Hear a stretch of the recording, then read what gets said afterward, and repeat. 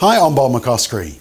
Did you know that the third most watched New Zealand on-air funded TV program at the moment is David Lomas Investigates? It's a series that reunites families and discovers lost family heritage. Why is it so popular? Well, I think it's because it taps into our deep human longing and need to know who we belong to and where we come from. Our whakapapa, or our genealogy. I mention this because there are moves to change the laws around the area of surrogacy. The Law Commission is currently reviewing surrogacy laws in New Zealand, but also a private member's bill by Labour MP Tamati Coffey to make surrogacy easier has just been drawn from the ballot and will be debated in Parliament. This bill will, amongst other things, make it easier to find surrogates and donors from a register, may include some level of payment, and would record some of the details of the biological parents who provide the embryo or the cells for the pregnancy. Now, the number of people conceived using a donor has been increasing year on year. As you can see, the 2020 data is still coming in. But here's the question that nobody seems to be asking. Should we be making surrogacy and sperm donation easier? First though, some definitions. What do we mean by surrogacy? Surrogacy is an arrangement where a woman, the surrogate, agrees to become pregnant and carries and delivers a child on behalf of another person or people who intend to raise a child from birth, the intending parents. Now, there are two types of surrogacy. In traditional surrogacy, the surrogate mother's egg is used, making her the genetic mother. Pregnancy is usually achieved by artificial insemination using the sperm of an intended parent or maybe of a donor, and the donor may have no desire to be an active parent of the child. In gestational surrogacy, the surrogate does not use her own egg in conception. Instead, an embryo is created using an ovum and sperm from the intended parents or maybe from donors. The embryo is then implanted in the surrogate, so the surrogate is not the genetic mother. Surrogates are also sometimes called gestational carriers. Now, I think it's really important to say from the outset we all completely sympathise with couples who cannot have children, and we understand why some consider going down this track in order to have children. But this discussion tends to be focused only on the adult's rights and needs and ignores the rights and needs of the child. Ironically, in the explanatory note to the Labour MP's private member's bill, it refers to the United Nations Convention on the Rights of the Child, which talks about a child's right from birth to know their parents and to be cared for by them. But surrogacy and sperm donation can go against that exact right. What is it like to find out that your true biological father's only involvement in your life was the donation of his sperm? How do you deal with the feeling of loss and rejection from your biological mother, who is labelled as your surrogate or gestational carrier? Is it normal that when you see someone who resembles you, you wonder if they are related? Can you be blamed for feeling disturbed that some money may have been involved in your conception? And what if the biological parent or parents don't want any contact? The identity of some donors can remain anonymous, or they may refuse contact, irrespective of what the child may want. But children have a deep longing to know who they belong to, where they come from, and who they look like. But the process leads to the commodification of children. There is this notion of renting a womb. As child advocate and expert Jennifer Lowell, the president for the Centre for Bioethics and Culture, says, "Women are not easy bake ovens, and our children are not cupcakes." In fact, one of the recent commentaries I read on this issue was from some academics at Canterbury University, and they were debating who are the legal parents, the biological parents or the intending parents who want the child. And these academics argued that while a simple approach might be to designate the intended parents as the legal parents, it is crucial the surrogate has the right to make all medical decisions during the pregnancy, including abortion if necessary. Oh dear, that doesn't sound like the child's rights are the focus, does it? Surrogacy, even when done altruistically, without payment, can objectify children and surrogate mothers and create lifelong emotional issues for both. The research shows that surrogate mothers can be at increased risk for emotional trauma and psychological burden. Deep bonds are formed between mother and child during gestation, and the inability of some surrogate mothers to relinquish their babies has resulted in excruciating levels of anguish for the surrogate, and it's also resulted in high-profile lawsuits. You see, oxytocin's hormonal bond, firmly established between the mother and her preborn during gestation, is meant to be reinforced after birth by mother-to-baby physical interactions, skin-to-skin contact, eye-gazing and breastfeeding. This oxytocin link not only facilitates key physiological processes in the baby's development, but it also helps the mother to recover after delivery. It promotes bonding patterns between the mother and neonate and creates desire for further contact. In fact, Australian commentator Miranda Devine, who spoke at our forum a few years ago, argues that to have carried a baby in your womb, shared a blood supply, felt its little feet kick against your abdomen, heard its little heartbeat, sensed it growing bigger and stronger while it changes your metabolism and the way you sleep, breathe and eat, and then to have given birth to a living, breathing human child you have been longing to cuddle is not a trivial act. So to have it described as some clinical, remote terms is insensitive and thoughtless, to say the least. It is so much more than being born through a gestational carrier, as if the woman was some sort of ceremonial archway through which the child was magically conveyed.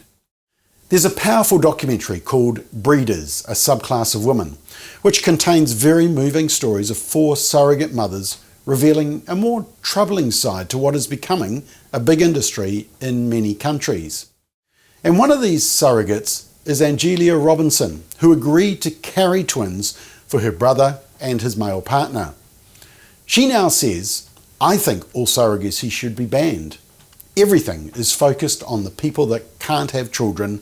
Nothing is focused on the children themselves or the breeding class of women that we're creating." Surrogacy can also endanger women's health and lives. There are various health complications with any pregnancy, but there are many additional surrogacy-specific health risks. And one of the suggestions in the private members bill is around certain payments for surrogates. Now, while appearing moderate, this should immediately sound alarm bells. We already know that commercial surrogacy can be exploitative because the contracting parties are not always free and equal. Surrogacy can involve treating women and children as objects of commerce or trade. International experience shows that the women most at risk of being exploited in this industry are poor and vulnerable women, especially women in poor areas around the world who oftentimes agree as a result of financial incentives.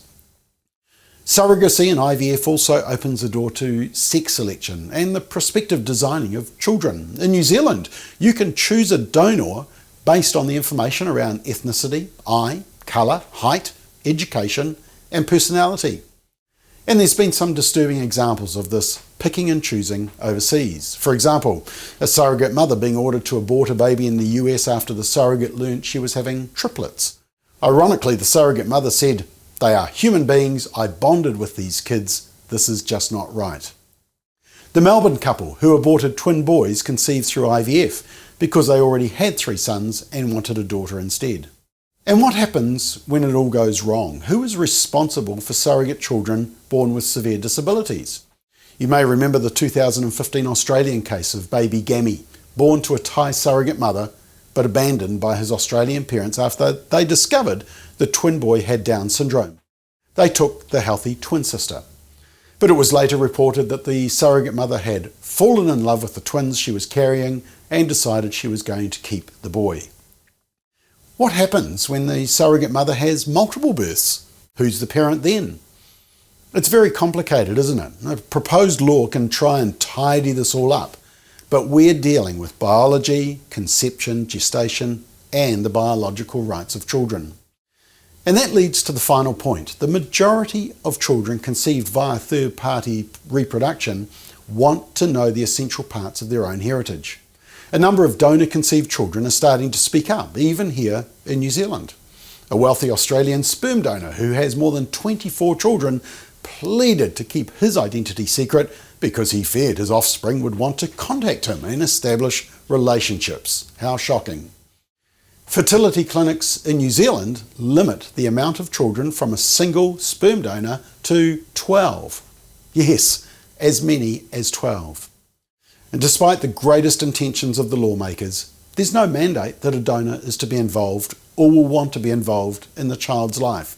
It may still effectively be anonymous, except for the disclosure maybe of some of their genetic origin. And the whole industry is very difficult to regulate, in fact virtually impossible. DIY donor babies are a growing phenomenon. Daddy's name may still be donor. Mummy's name may still be donor. Last year, the Commission on Parenthood's Future released a report, We Are Donor Conceived. And most of the participants were between 20 and 40 years old, and they were asked to reflect on what it was like to learn they are donor conceived.